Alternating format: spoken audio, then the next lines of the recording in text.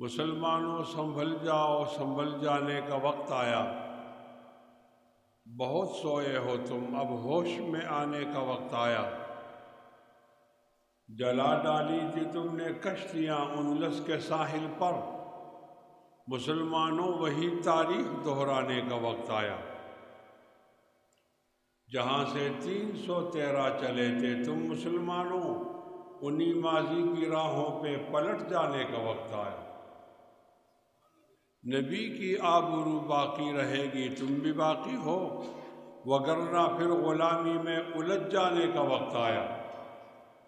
اٹھو مایوسیوں کی زندگی سے موت بہتر ہے، اٹھو مایوسیوں کی زندگی سے موت بہتر ہے، امی مر کر حیات جاویداں پانے کا وقت آیا۔ سنو وہ روزہ اطہر سے ایک آواز آتی ہے، سنو وہ روزہ اطہر سے ایک آواز آتی ہے۔ روزہ اطہر کی آواز سنو، سنو وہ روزہ اطہر سے ایک آواز آتی ہے، مسلمانوں میری حرمت پہ کٹ جانے کا وقت ہے۔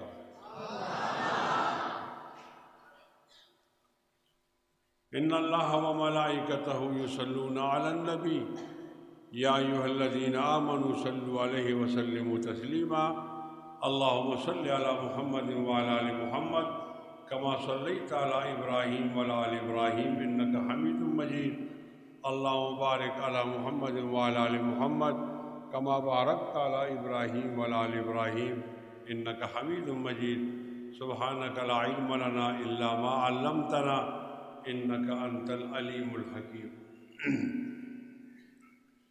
معزز علماء کرام، بڑی خوشی کی بات ہے کہ آج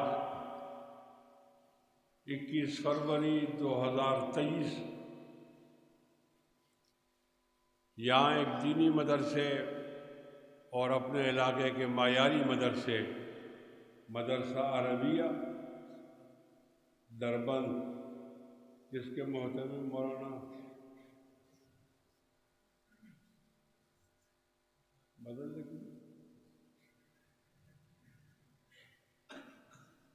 ہمارے بھائی مولانا عبدالرزاق صاحب ہیں، اور جس سے 6 بچوں نے قرآن مجید حفظ یاد کیا ہے، ہم ان کی خوشی کی تقریب میں جمع ہیں۔ دعا فرمائیں اللہ تعالیٰ ہمارا جمع ہونا، کہنا اور سننا قبول فرمائیں۔ آپ بولے آمین۔ اور جن لوگوں نے اس مجلس کا انعقاد کیا ہے، جنہوں نے تعاون کیا ہے، اللہ تعالیٰ سب کو اجر نصیب فرمائے۔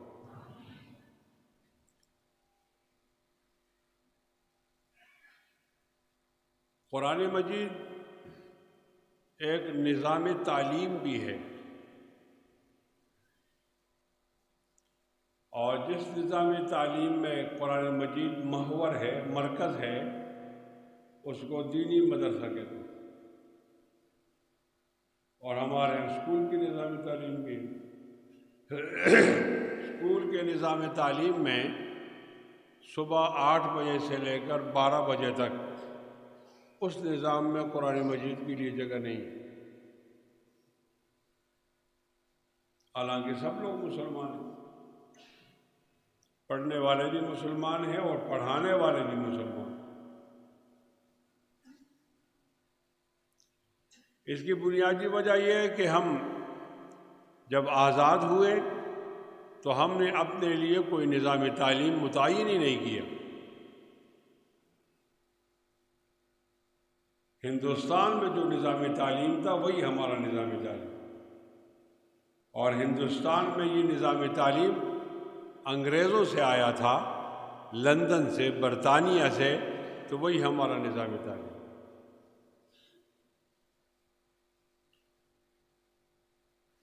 بہت عرصہ پہلے جب انگریز یہاں آئے تھے تو اس کے بعد انہوں نے اپنی ایک سینیٹروں کی جماعت بھیجی تھی، کہ لوگوں کے حالات اور واقعات معلوم کرو اور کوئی ایسی تجویز دو کہ ہمارا قبضہ ان پر مستقل رہے اور یہ ہمارے غلام رہیں زیادہ دیر تک۔ تو یہ 8 سینیٹرز آئے تھے 1838 میں، اور انہوں نے ہندوستان کے مختلف شہروں میں جا کر مسلمانوں کا معائنہ کیا۔ وہ کراچی بھی آئے، وہ لاہور پشاور بھی آئے، کلکتہ ممبئی دہلی بھی آئے۔ تو انہوں نے ایک رپورٹ تیار کی کہ یہاں کے مسلمانوں کی اپنے نبی کے ساتھ بہت زیادہ محبت ہے، جب تک یہ محبت رہے گی تو ہمارا قبضہ کمزور ہوگا، اور اگر ان کو نبی سے محبت ختم ہو گئی یا کم ہو گئی تو ہمارا قبضہ مضبوط رہے گا اور زیادہ دیر کے لیے۔ گویا انہوں نے اپنے طرف سے ایک بیماری کی تجویز دی کہ ان کو یہ بیماری لگی، الیاذ باللہ۔ پھر اس کا علاج کیا ہوگا؟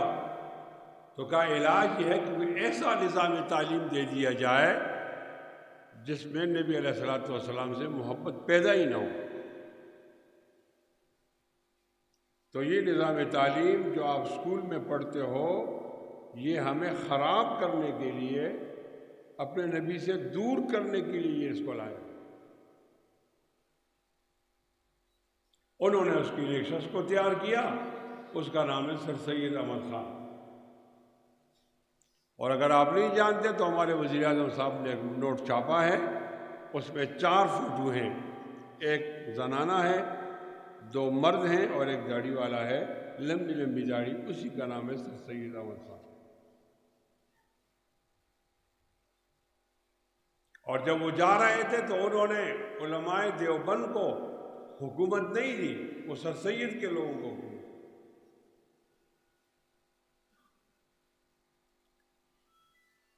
جب پاکستان بن رہا تھا اس وقت 2 مکاتب فکر موجود تھے، ایک کو علی گڑھ کہتے تھے اور ایک کو دیوبند کہتے تھے۔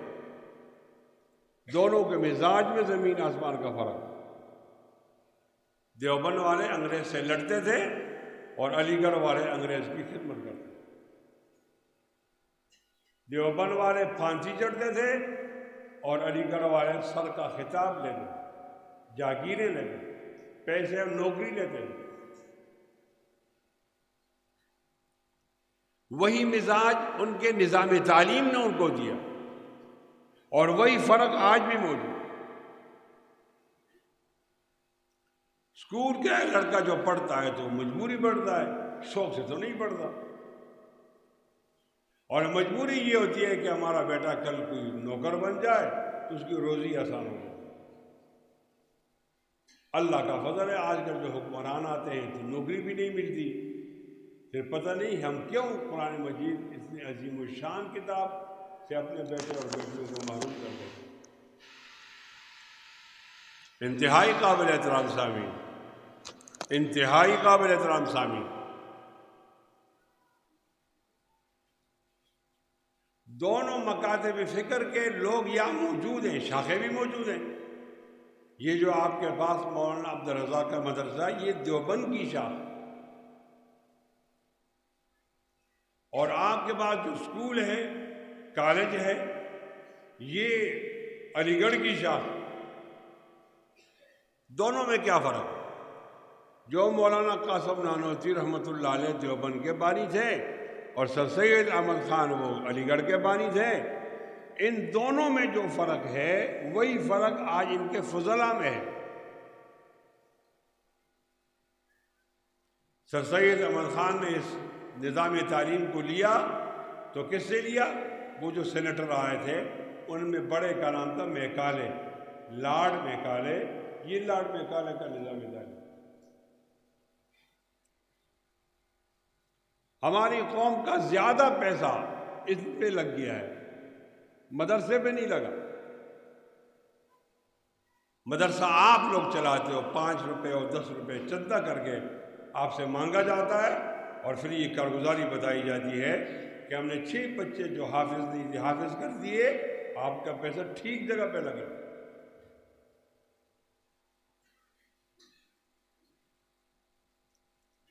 آپ دیکھو، آپ یہاں کالج ہے، اس کی عمارت کتنی مضبوط ہے،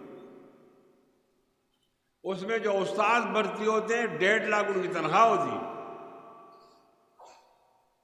وہاں دن کو پانی رکھنے کے لیے بہت سارے چوکیدار ہوتے ہیں، اور رات کو پیرا کرنے کے لیے بھی چوکیدار ہوتے ہیں۔ آپ حیران ہو جائیں گے ان کا بجٹ کتنا ہے۔ یہ تو اللہ بھلا کرے فوجیوں کا، وہ زیادہ چوری کرتے ہیں، کھاتے ہیں، تو ان پر پردہ پڑ گیا ہے، دوسرے نمبر پر ہے۔ ورنہ جتنا پیسہ ان پہ لگتا ہے اتنا نتیجہ اور پیداوار ہمیں نہیں مل رہا۔ مدارس پر آپ لگاتے ہو تو وہ آپ کو سال بسال گلی گلی مدرسہ موجود ہے، اور بتا دیں ہمارے 2 حافظ ہیں، ہمارے 6 حافظ ہیں، اور یہ ہماری کارگزاری آپ کے سامنے۔ مولانا قاسم نانوتوی نے یہ تعلیمی نظام کہاں سے لیا؟ تو نبی علیہ السلام کی مسجد کے پاس ایک چبوترا تھا، اس کو صفہ کہتے ہیں عربی میں۔ اس چبوترے میں ایسے طالب علم تھے صحابہ جو گھروں کو نہیں جاتے تھے، وہیں رہتے تھے، اور دیگر صحابہ ان کے لیے کھانے کا انتظام کرتے تھے، اور وہ رات دن نبی علیہ السلام کی خدمت میں رہ کر سیکھتے تھے۔ ہمیں فخر ہے اپنے مدرسے پر، یہ شاخ ہے دیوبند کی، فخر ہے دیوبند پر، یہ شاخ ہے وہ صفہ مدرسے کی، اور ہمیں فخر ہے صفہ مدرسے کے طلبہ پر کہ وہ نبی علیہ السلام کے شاگرد تھے اور صحابہ تھے، تو ہمارا نظام تعلیم نبی علیہ السلام سے جڑ جاتا۔ اسکول کا نظام تعلیم وہ نبی علیہ السلام سے نہیں جڑتا۔ مدرسے میں کھڑا ہوں، 6 بچوں کا حفظ ہے، تو اب میں دینی مدرسے کا موازنہ کرکٹ سے تو نہیں کر سکتا، دینی مدرسے کا موازنہ تو میں ہاکی سے فٹ بال سے تو نہیں کر سکتا، میں معاصر نظام تعلیم سے کروں گا، اور میں اس نظام تعلیم کا بھی مخالف نہیں ہوں۔ لیکن شکایت کرتا ہوں کہ آپ نے پرائم ٹائم میں قرآن کو کیوں شامل نہیں کیا؟ آپ نے کیمسٹری کو شامل کیا، آپ نے فزکس کو شامل کیا، اور آپ نے بایولوجی کو شامل کیا، تو آپ نے قرآن کو کیوں شامل نہیں کیا؟ اور پھر آپ نے کیا کمال پیدا کیا؟ لڑکے سارے نقل مارتے ہیں، اگر عملہ ایسا آ جائے کہ وہ نقل نہ چھوڑے تو کہتے ہیں ظلم ہو گئی جی، نقل نہیں چھوڑتے۔ تو اگر آپ نے ٹیچر صاحب نقل ہی کروانی تھی تو پورا سال آپ کیا کرتے رہے؟ سارا سال لڑکوں کا وقت ضائع کیا۔ پھر تو لڑکوں کو نہ بلاؤ، اس وقت آؤ، نقل کرواؤ، پاس ہو جائیں گے۔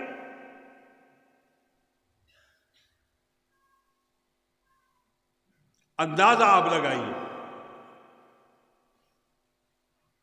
ان دونوں نظام تعلیم کی شاخیں موجود ہیں، فرق موجود ہے، اور آپ کو اندازہ اچھی طرح ہوتا ہے۔ پھر کیا مجبوری بن گئی ہے کہ ہم اپنے بچوں اور بچیوں کو قرآن مجید جیسے عظیم الشان کتاب کی تعلیم سے محروم کر دیتے ہیں؟ ہمیں ڈرایا جاتا ہے کہ اگر آپ کا بچہ حافظ بنے گا تو کیا کھائے گا؟ تو بتایا جائے ہمارا کون سا حافظ بھوکا مر گیا ہے؟ ہمیں تو اللہ تعالیٰ بڑی عزت سے دیتا ہے، اور ہمارا خالق رازق محکمہ تعلیم نہیں، اسکول کی تعلیم نہیں، ہمارا خالق تو اللہ تعالیٰ ہے۔ وَفِي السَّمَاءِ رِزْقُكُمْ وَمَا تُوعَدُونَ۔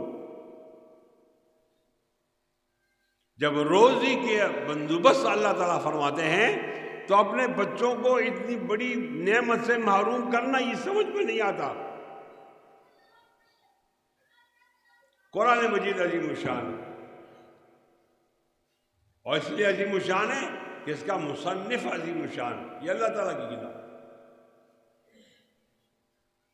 اور جتنے بھی علوم ہیں ان کے لکھنے والا کوئی بندہ ہے، تو جو فرق بندے اور خالق میں وہی فرق ان کے کلام میں بھی ہے۔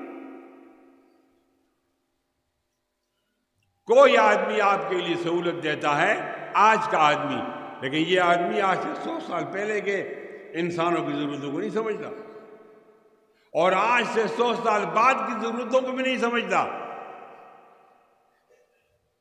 وہ خالق لم یزل ہے جو آدم کو بھی جانتا تھا اور آدم کی تخلیق سے پہلے مخلوق کو بھی جانتا تھا، آدم کی اولاد کو بھی جانتا ہے، آج سے 1000 سال پہلے کا انسان اس کی کیا ضرورت ہے یہ بھی معلوم ہے، آج سے 1000 سال بعد ایک انسان کی کیا ضرورت ہے یہ بھی معلوم ہے، اور آج کے انسان کو کیا ضرورت ہے اس کے لیے ایک مکمل لائحہ عمل دے دیا، اس کا نام قرآن عظیم الشان ہے۔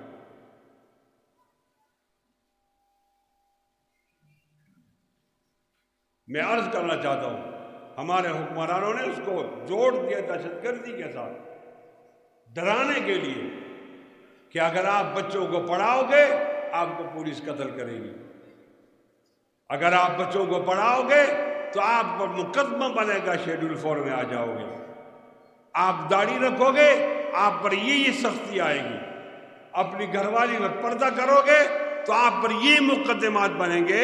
یہ ہمیں ڈرانے کے لیے ایسا کرنا کہ لوگوں نے جو قرآن مجید سینے سے لگایا ہے اس کو ہٹا دیں سینے سے۔ غلط تعارف کرایا جا رہا ہے قرآن مجید،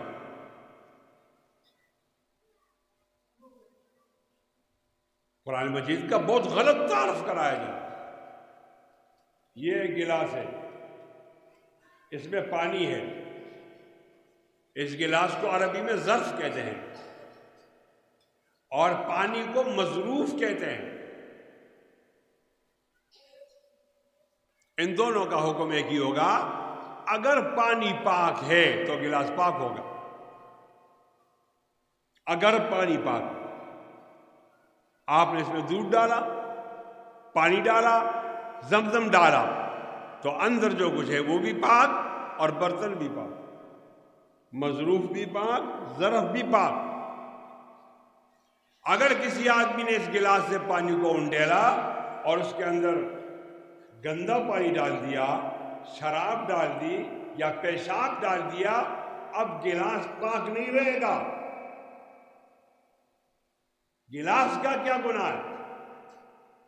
گلاس کا کوئی گناہ نہیں، جو چیز اس کے اندر پڑی ہوگی اگر وہ طاہر و طیب ہے تو گلاس طاہر و طیب ہوگا، اور اگر وہ غلیظ اور نجس ہے تو گلاس نجس رہے گا۔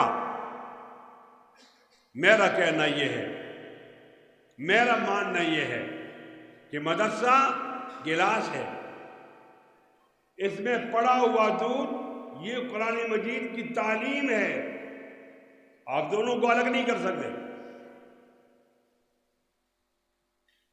اگر آپ مدرسے کو گالی دینا چاہتے ہو تو یہ صرف مدرسے پہ گالی نہیں رکے گی، یہ ڈائریکٹ جائے گی قرآن مجید پر، اور کوئی بدبخت اگر قرآن مجید کو گالی دینا چاہتا ہے تو وہ قرآن پر نہیں رکے گی، وہ لانے والے جبرائیل امین کو بھی گالی دے گا، وہ جس پر لایا گیا محمد مصطفیٰ علیہ السلام کو بھی گالی دے گا، اور پیدا کرنے اور بھیجنے والے اللہ تعالیٰ کو برا بھلا کہے۔ ہم غیر کے اتنے مقلد کیوں بن گئے؟ ہماری کیا مجبوری ہو گئی؟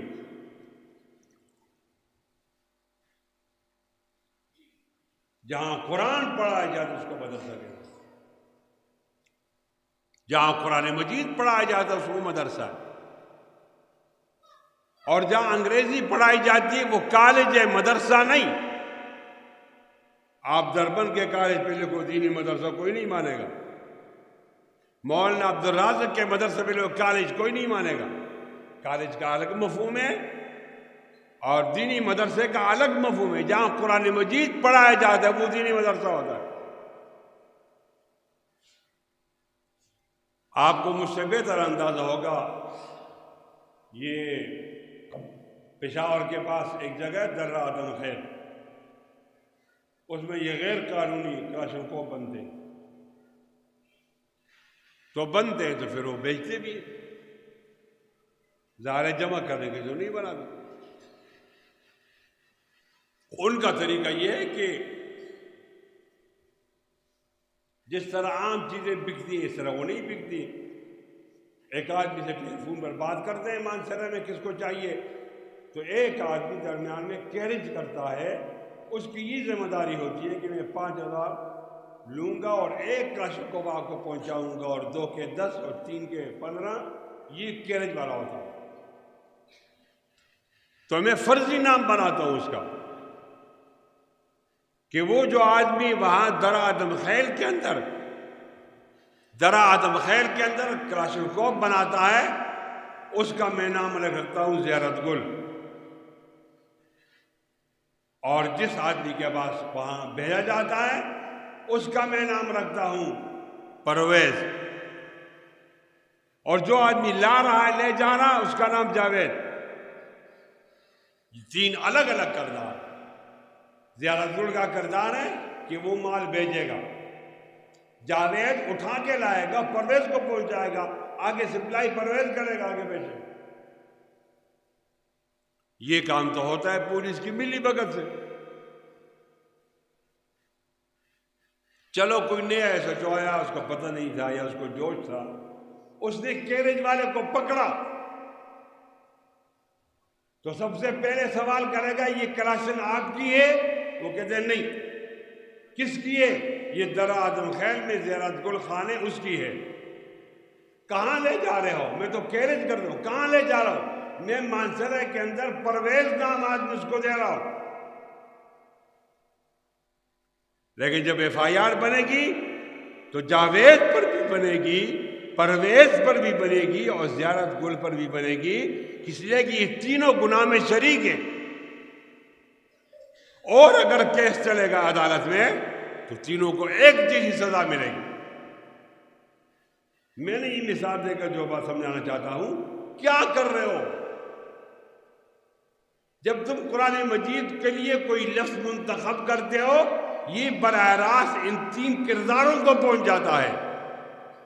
بھیجنے والا اللہ تعالیٰ، لانے والا کیریج والا جبرائیل امین، اور جس کے بعد لایا جا رہا ہے محمد مصطفیٰ۔ جہاں جاوید کا کردار ہے وہاں جبرائیل امین کا کردار لے آؤ۔ جہاں میں نے پرویز کا نام استعمال کیا وہاں پہ نبی علیہ السلام کا تصور کرو، اور جہاں میں نے زیارت گل کہا وہاں اللہ تعالیٰ کا تصور کرو۔ آپ کو اندازہ ہو جائے گا کہ قرآن کے بارے میں برا لفظ کہنے والا کس کس کو گالی دے رہا ہے۔ ہمیں یہ تعارف نہیں چاہیے۔ عجیب بات ہے، عجیب بات ہے، بیرون ملک میں جو لوگ نبی علیہ السلام کو گالی دیتے ہیں، ہمارے ملک میں اسی طرح مولوی کو گالی دیتے ہیں، اور بیرون ملک میں انگریزوں، یہودیوں، عیسائیوں کی زبان میں جس لہجے سے اسلام کو برا بھلا کہتے ہیں، اسی لہجے سے یہاں مدرسے کو برا بھلا کہا جاتا ہے۔ اگر آپ ان کی بات کرتے ہو پھر غیرت کرو نا، ساری باتیں سامنے لاؤ۔ قرآن مجید ہمارا فخر ہے، ہم آپ کا یہ تعارف نہیں مانتے، ہم وہ تعارف مانیں گے جو نبی علیہ السلام نے بتایا۔ وعن علی رضی اللہ تعالیٰ عنہ قال، جناب علی فرماتے ہیں سمعت رسول اللہ صلی اللہ علیہ وسلم یقول، کہ نبی علیہ السلام فرما رہے تھے الا انہا ستکون فتنہ، امتحان آئے گا میری امت پر، بڑی آزمائشیں آئیں گی۔ جناب علی کہتے ہیں میں نے جرأت کی، پوچھا اس امتحان سے نکلنے کا راستہ کیا ہے؟ قلت مل مخرج منہا یا رسول اللہ، صاحب نے فرمایا کتاب اللہ، اللہ کی کتاب۔ نوٹ کرو، نوٹ، ہمارے معاشرے میں آج جتنا گن ہے یہ نبی علیہ السلام اور قرآن مجید کے آنے سے پہلے عرب معاشرے میں تھا۔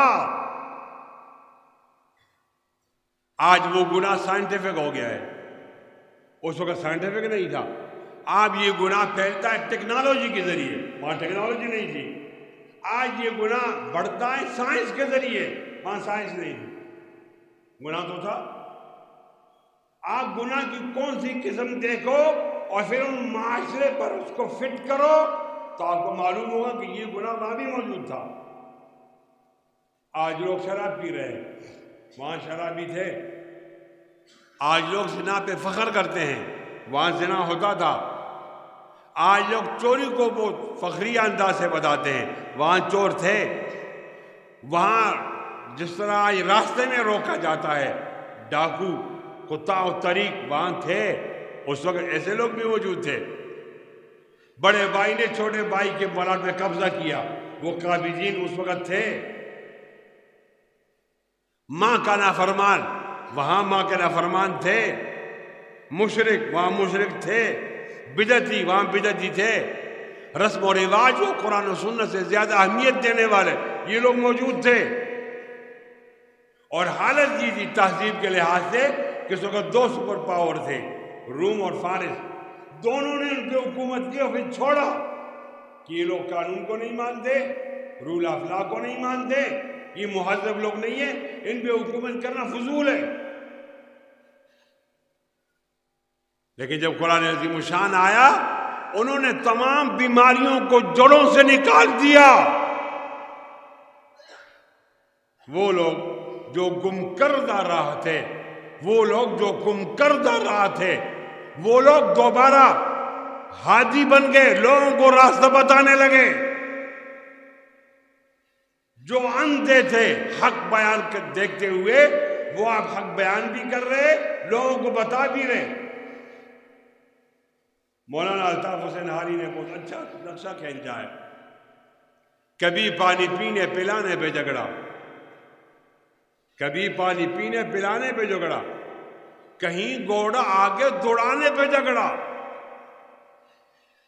کبھی پانی پینے پلانے پہ جھگڑا، کہیں گھوڑا آگے دوڑانے پہ جھگڑا. یوں ہی روز چلتی تھی تلوار ان میں، اور یوں ہی روز چھڑتی تھی تکرار ان میں. اور جب قرآن عظیم الشان آیا، درفشانی نے تیری قطروں کو دریا کر دیا. درفشانی نے تیری قطروں کو دریا کر دیا، دل کو روشن کر دیا، آنکھوں کو بینا کر دیا. خود نہ تھے جو راہ پر اوروں کے ہادی بن گئے، کیا نظر تھی جس نے مردوں کو مسیحا کر دیا. آج دوبارہ قوم کو قرآن کی طرف لوٹنا پڑے گا.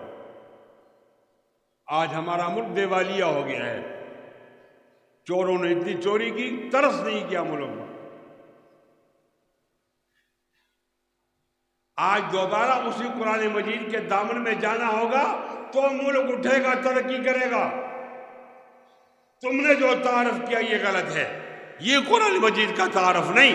قرآن مجید کا تعارف نبی علیہ السلام نے خود فرمایا ہے. 21 باتیں ہیں. میں نوجوانوں سے کہتا ہوں اس کو نوٹ کرو.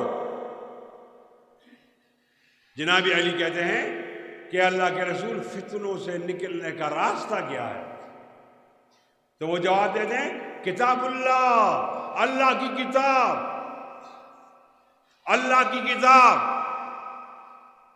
ترکت فیکم امرین ان تمسکتم بہما لن تضلوا من بعدی. 2 چیزیں چھوڑے جا رہا ہوں، باٹا پکڑو گے تو گمراہ نہیں ہوگے. مضبوط کتاب اللہ و سنتی، میری سنت، اللہ کی کتاب. ان فتنوں سے کیسا نکلا جائے گا؟ قال کتاب اللہ، کتاب اللہ، اللہ کی کتاب پر عمل کرو گے، پکڑو گے تو فتنوں سے نکل جاؤ گے، ورنہ نہیں نکل سکتے. آگے 21 جملوں میں نبی علیہ السلام نے اس قرآن مجید کا تعارف کرایا ہے. میں اپنے نبی کا تعارف مانوں گا، میں امریکہ کا دیا ہوا تعارف نہیں مان سکتا. آپ نے فرمایا فیہ نبأ ما قبلکم وخبر ما بعدکم وحکم ما بینکم.